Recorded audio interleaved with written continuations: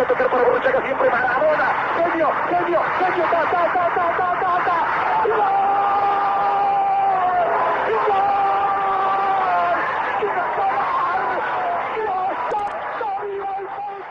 ¡Gol! Dans les années 30, si l'on lit le Miroir des sports, eh bien, les louanges sont tressées au football et aux footballeurs de l'Europe centrale, et notamment à ce style danubien qui a été pratiqué par l'équipe d'Autriche, appelée Wunderteam, l'équipe miracle en quelque sorte, par l'équipe de Hongrie et aussi par l'équipe de Tchécoslovaquie.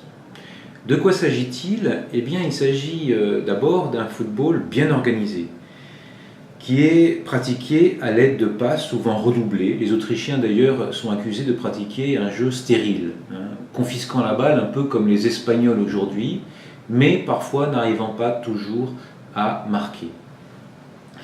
Ce jeu, il a été très largement bâti à la fois par des entraîneurs écossais qui sont venus dans l'Empire austro-hongrois dès avant 1914.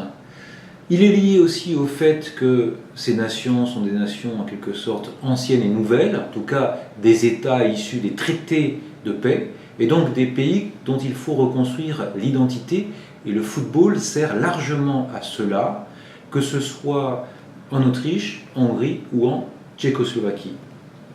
Par ailleurs, il y a aussi des dirigeants de très grande valeur. Le plus connu est Hugo Meisel, qui est un Viennois, à la fois entraîneur, journaliste et dirigeant de la fédération autrichienne, et qui met sur pied ce Wunderteam qui, malheureusement pour lui, ne réussira jamais à remporter un titre mondial.